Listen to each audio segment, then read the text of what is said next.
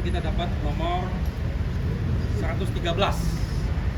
Ya, dan dalam proses nanti kita akan dipanggil sidang dan untuk melaksanakan persidangan.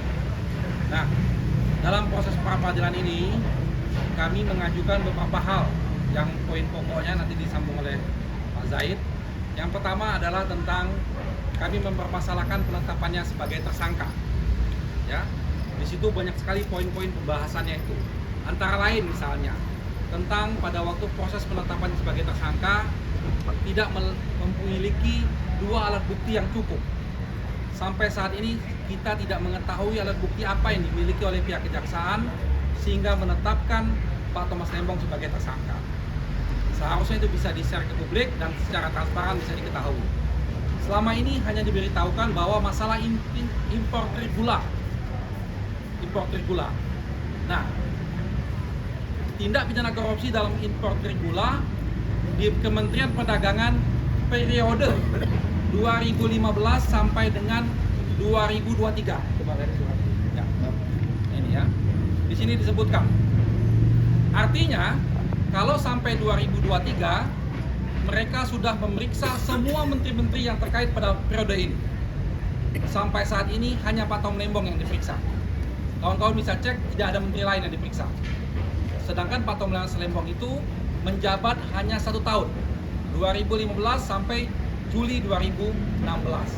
Artinya periode yang selanjutnya bukan Pak Thomas Lembong lagi. Nah, kalau betul kejaksaan menyidik periode itu, maka sudah layaklah mereka memeriksa menteri-menteri yang lainnya.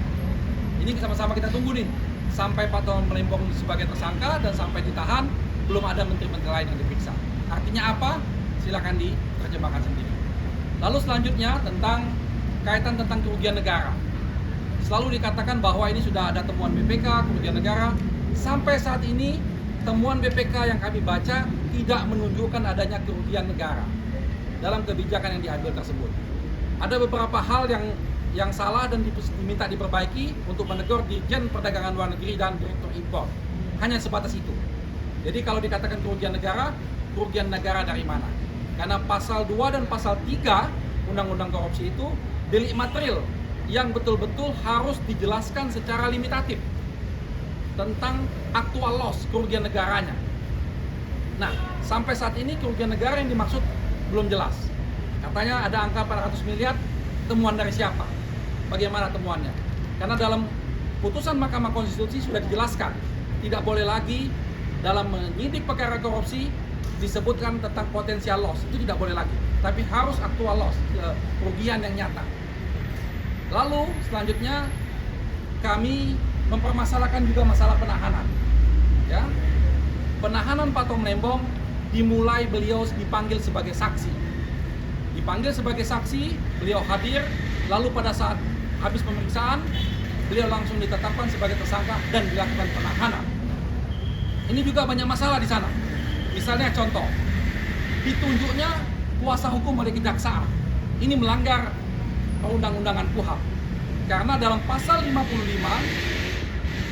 setiap terdakwa, tersangka, berhak memiliki penasihat hukum yang ditunjuk sendiri. Ini penegasannya. Ada kalimat ditunjuk sendiri. Bukan ditunjuk oleh kejaksaan.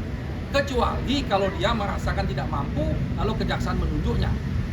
Tetapi ini Pak Tom Lembong mampu untuk menunjuk penasihat hukum, tapi tidak diberikan kesempatan untuk memiliki penasihat hukum, langsung dilakukan penahanan dan ditunjuk penasihat hukum oleh pihak kejaksaan. Ini betul-betul melanggar hak azazi beliau. Nah, kaitan itu kami tegaskan bahwa lembaga pra-peradilan ini adalah sebuah konsep bagaimana fungsi pengawasan agar supaya penyidik-penyidik, baik itu di kejaksaan, di kepolisian maupun di lembaga lainnya, tidak berlaku sewenang-wenang, supaya hak azazi manusia itu betul-betul dijaga. Prosesnya harus diuji di sini. Nanti biarlah pengadilan menilai apakah proses-proses ini sudah melalui proses yang benar atau belum.